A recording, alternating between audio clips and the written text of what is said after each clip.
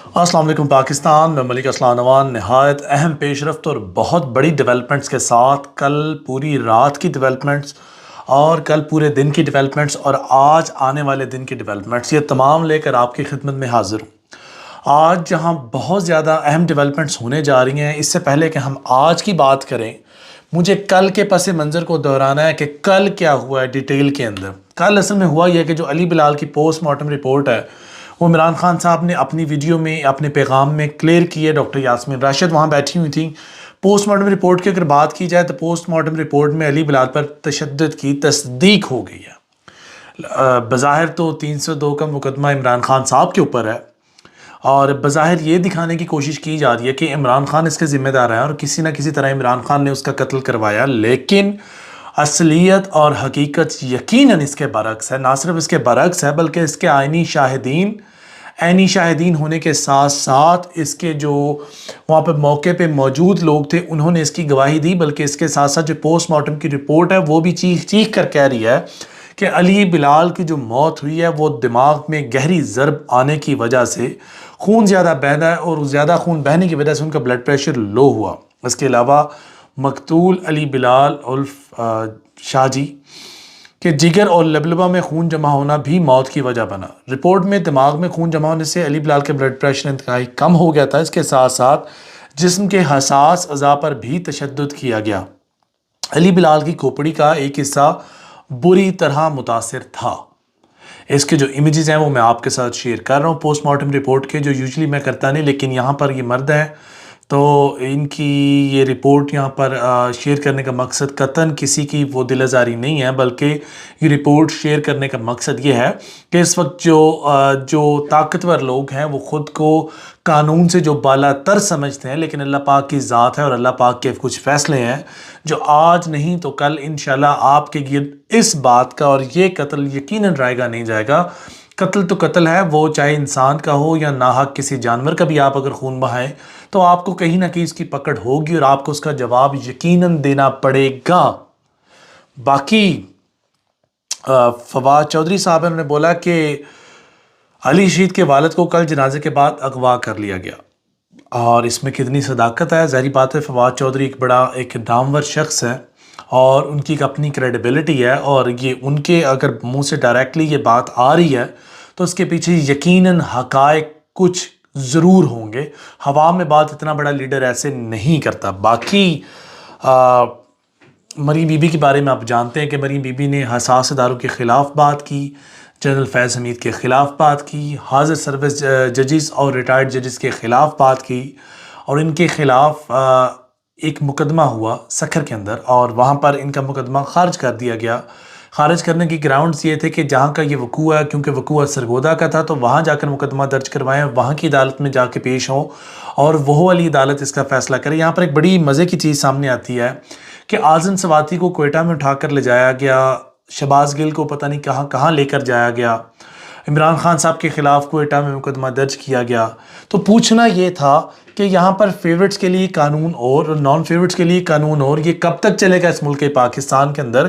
میں بارہا یہ بات کہہ چکا ہوں، اگر آپ نے عمران خان صاحب کو کسی مقدمے میں پکڑنا ہے، اگر آپ نے اعظم سواتی کو پکڑنا ہے، آپ نے خواجہ سعد رفیق کو پکڑنا ہے، خواجہ آصف کو پکڑنا ہے، آپ نے نواز شریف کو پکڑنا ہے، آپ نے شہباز شریف کو پکڑنا ہے، آپ نے حمزہ شہباز کو پکڑنا ہے یا بلاول کو پکڑنا ہے یا مریم، جس کو بھی پکڑنا ہے، خدا را قانون کا جو کٹہرا ہے اور جو قانون کا ترازو ہے اس کو ایک لیول پہ سیٹ کر لیں۔ ایک لیول پہ نہ صرف سیٹ کر لیں، آپ اپنے پیرامیٹرز بھی ڈسکرائب کر لیں، کون سی نو گو ایریاز ہیں۔ یہ نہیں کہ ایک شخص کے لیے یہ نو گو ایریا، دوسرے شخص کے لیے وہ نو گو ایریا ہی نہیں ہے۔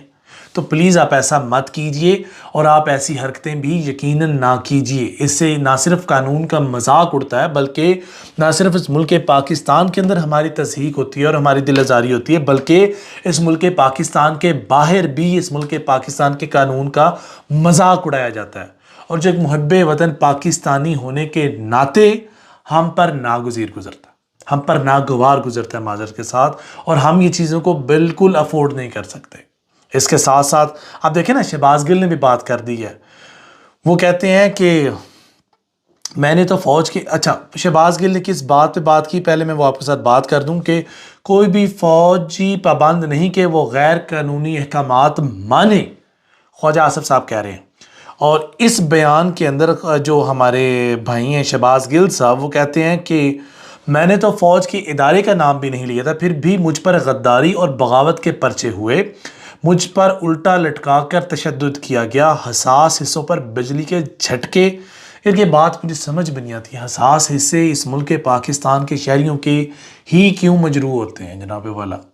بڑی دکھ درد بات ہے، آپ کو شاید مذاق لگ رہی ہو بہت سے لوگوں کو، اور یہ بات کو مذاق نہیں ہے.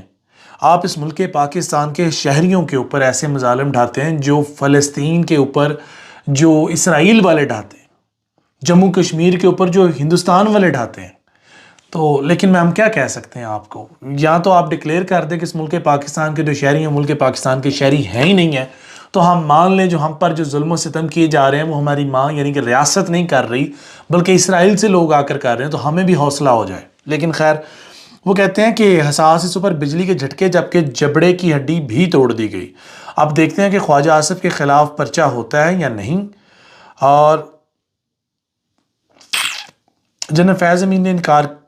اچھا، خواجہ آصف کا جو پورا بیان ہے وہ میں آپ کے ساتھ شیئر کر دوں تاکہ آپ کے لیے بھی آسانی ہو سمجھنے میں. کوئی بھی فوجی پابند نہیں کہ غیر قانونی احکامات مانے. جنرل فیض امین انکار کر دیتے.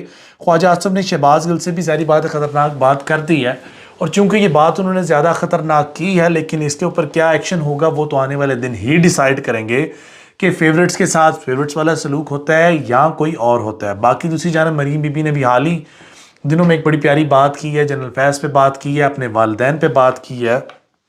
میں آپ سے وہ بھی ڈسکس کر دوں. مریم بی بی کے بارے میں عمران خان صاحب نے ایک بات کی تھی کہ یہ لوگ زیادہ پڑھے لکھے نہیں ہیں، نہ ان کے ارد گرد اتنے پڑھے لکھے لوگ ہیں، تو لہٰذا ان سے ایسی ایکسپیکٹیشنز آپ کو رکھنی چاہیے. اب مزے کی بات یہ ہے، ان سے کسی نے پوچھا کہ عمران خان صاحب کی مقبولیت 61% ہے گیلپ سروے میں، آپ کی مقبولیت بہت کم ہے. انہوں نے کہا جی نہیں، بالکل نہیں، 38، 36 اور 36% ہماری مقبولیت ہے گیلپ میں، کل ملا کر 110% ہے. ہماری مقبولیت عمران خان کے مقابلے میں کہیں اوپر ہے. آسکر ایوارڈ ہے، آسکر ایوارڈ. اس کی وجہ کیا ہے جناب؟ آپ کی مقبولیت 300 میں سے 110% ہے اور اس کی مقبولیت 100 میں سے 61% ہے. اگر آپ کا کرنٹ اکاؤنٹ ڈیفیسٹ جو آپ کا جو خسارہ چل رہا ہے نا جناب والا، بہت زیادہ ہے. آپ لوگ اس کے مقابلے میں آدھ پہ بھی نہیں آ رہے ہیں. 61 اور 61 کر لینا تو وہ 183 بنتا ہے 300 میں سے. آپ کے 300 میں سے 110 بنتا ہے، وہ آپ سے پھر بھی اوپر ہے حضور والا. لیکن یہ آپ کو کون سمجھائے. باقی الیکشنز ہوں گے نہیں ہوں گے، الیکشنز کیوں نہیں ہوں گے، الیکشن میں تاخیر کیوں ہو رہی ہے، ملک ڈیفالٹ ہوگا نہیں ہوگا، ہو رہا ہے نہیں ہو رہا، IMF پیسے دے گا نہیں دے گا، ڈیل فائنل ہو رہی ہے ہوگی نہیں ہوگی. تو جناب والا آج میں آپ کو ایک بات بتاؤں، تمام دنیا جانتی ہے کہ اس ملک پاکستان کے اندر حالات کیا ہیں. یونائٹڈ نیشنز نے بھی نوٹس لیا ہے اس ملک پاکستان کے اندر جو دہشت گردانہ سلوک عام شہریوں پر کیا جا رہا ہے اور ان کے ساتھ جو جبر و ظلم اور زیادتیاں کی جا رہی ہیں، اس کا نوٹس پوری دنیا نے لے لیا ہے. اور اگر یہ نوٹس لیا جا چکا ہے تو IMF کو بھی اوبیسلی ڈائریکشنز دی جا چکی ہوں گی کہ جو حکومت مانگے تانگے کی سرکار کے دن زیادہ نہیں ہے تو آپ ان کے ساتھ ڈیل مت کیجیے، آپ اپنا ٹائم پاس کیجیے. الیکشنز کا وقت سر پر ہے، الیکشنز آئیں گے. عمران خان کی اوبیسلی گورنمنٹ سب کو آتی دکھائی دے رہی ہے اور سب لوگ یہی چاہتے ہیں کہ اگر عمران خان حکومت میں آتا ہے اور اگر عمران خان حکومت میں آ رہا ہے تو عمران خان ہی ہے جو اس وقت حکومت میں آنے کے بعد IMF سے ڈیل کرے، انسٹیڈ آف یہ چور لٹیرے کرپٹ لوگ. اور اب تو قاتل بھی کہنا نامناسب نہ ہوگا. تو اگر عمران خان صاحب جب تک نہیں آتے تب تک IMF کی پوری کوشش ہے کہ وہ اس لون کو جو ہے نا لنگر آن کرے، لٹکائے اور لمبا کرے. دوسری جانب الیکشن کمیشن آف پاکستان جو ہے اس کو بھی ہیلے بہانے ملنے شروع ہو گئے ہیں. 5 ارب ڈالرز کو مل چکا ہے، 20 ارب اس کو ریکوائرڈ ہے. اور اگر 20 ارب ریکوائرڈ ہے تو وہ بار بار جا کے منسٹری جو ہے ہماری فائنانس منسٹری سے جا کر مانگ رہا ہے. فائنانس منسٹری کہہ رہی ہے جی میرے پاس پیسے نہیں ہیں، ہیلے بہانے کیے جا رہے ہیں.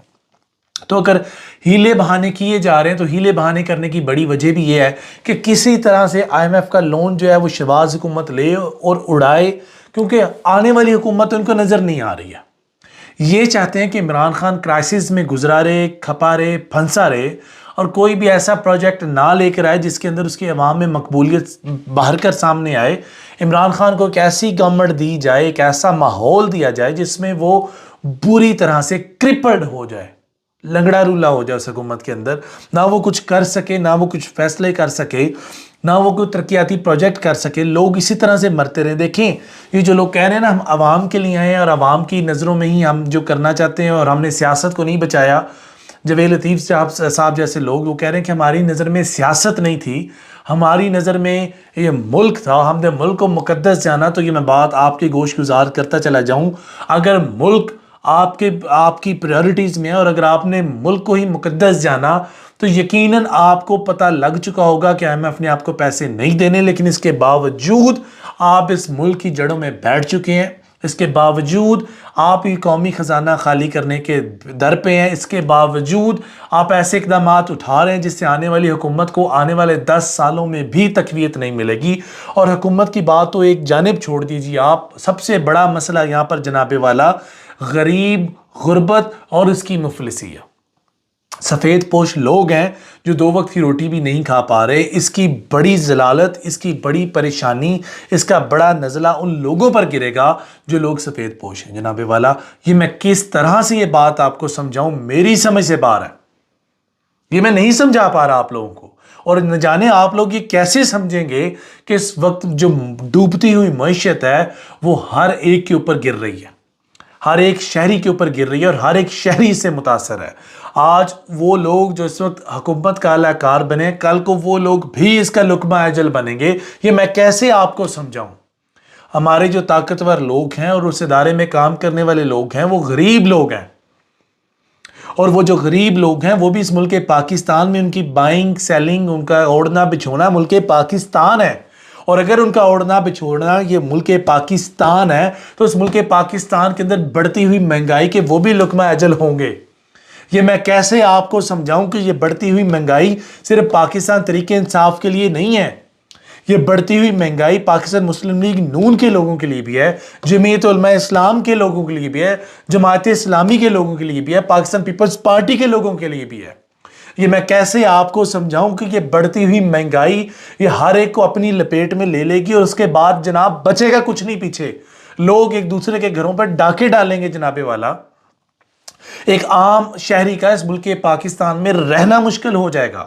لوگ مجبوراً اپنے بچوں کا پیٹ پالنے کے لیے ایسے کام کریں گے جو شاید انہیں نہیں کرنے چاہیے. یہ میں آپ کو کس منہ سے سمجھاؤں؟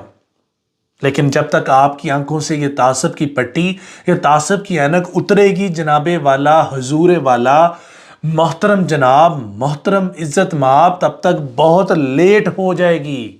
اور جب دیر ہو جائے نا جناب والا تو پچھتانے کے علاوہ کچھ ہاتھ نہیں آتا.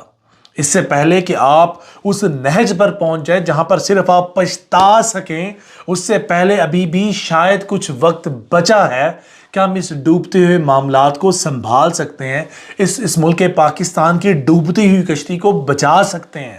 اور جو لوگ بچا سکتے ہیں میری ان سے بھی التماس ہے، اگر آپ سمجھتے ہیں کہ آپ کے پاس اختیارات ہیں اور آپ کچھ کر سکتے ہیں تو خدا را کر گزریے.